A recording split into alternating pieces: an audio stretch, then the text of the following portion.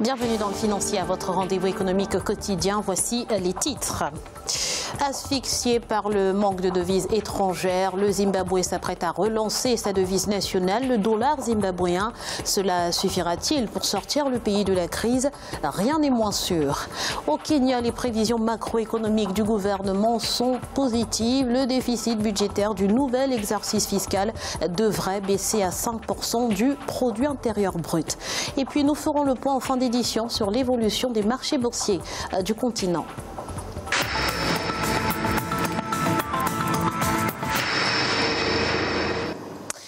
Mort en 2009, le dollar zimbabwéen va-t-il renaître? Eh bien, le gouvernement annonce qu'il va introduire d'ici la fin de l'année 2019 sa propre monnaie, objectif pallier au manque de dollars américains qui étrangle depuis quelques années l'économie zimbabwéenne. Les détails avec Ange Bijounomenio.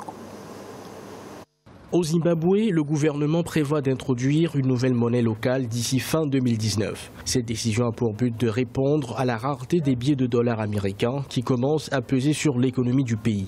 Selon les autorités, il ne reste plus que 10 millions de dollars de masse monétaire dans les comptes de banque. N'importe quel pays peut créer sa monnaie, mais il y a quand même des conditions préalables de stabilité économique qui représente un climat favorable pour une création de monnaie. Ce n'est malheureusement pas le cas du Zimbabwe en ce moment. Donc cette création de monnaie ne doit pas être précipitée, elle doit être planifiée pour au moins amener le gouvernement du Zimbabwe à satisfaire un certain nombre d'exigences qui relèvent de la stabilité économique. À la suite d'une hyperinflation qui avait rendu sa monnaie inutilisable, le Zimbabwe a adopté comme monnaie des échanges le dollar américain, la livre sterling britannique et le rand sud-africain. Mais l'économie du pays s'est effondrée et ses avoirs extérieurs en dollars ont fortement diminué, faisant baisser la masse des billets verts disponibles pour l'économie réelle.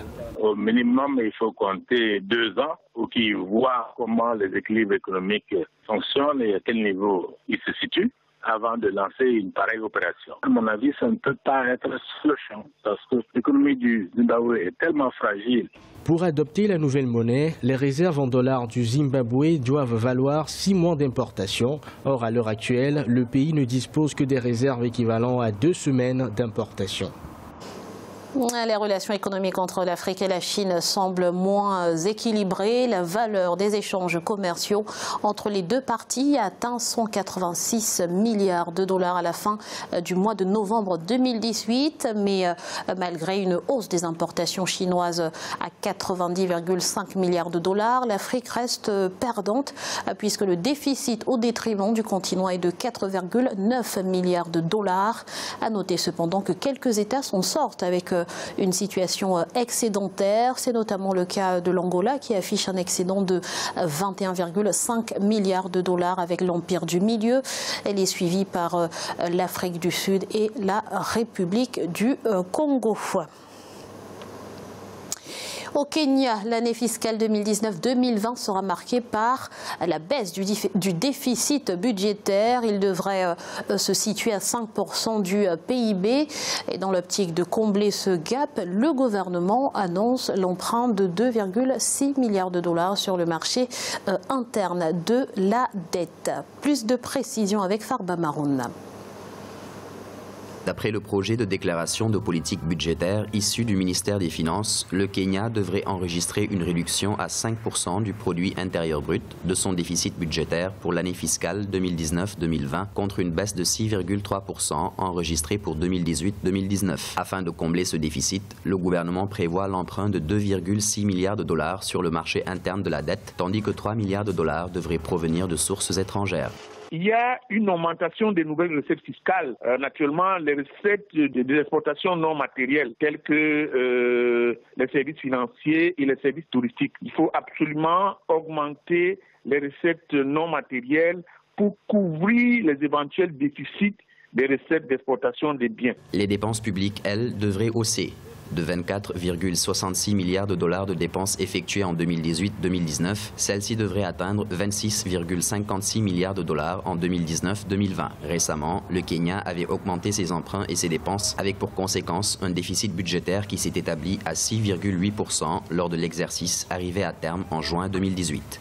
L'endettement incontrôlé des dépenses additionnelles a pour principale conséquence d'entraîner une réduction des effets positifs de la stabilité budgétaire. Donc, ce qui fait qu'il faut accentuer le contrôle de la dépense, accentuer le contrôle de l'endettement en devises. Pour l'exercice fiscal 2022-2023, les autorités kenyanes tablent sur une nouvelle baisse du déficit budgétaire à 3%. En 2019, le gouvernement prévoit une croissance économique de 6,2% contre 6% sur l'ensemble de l'année 2018.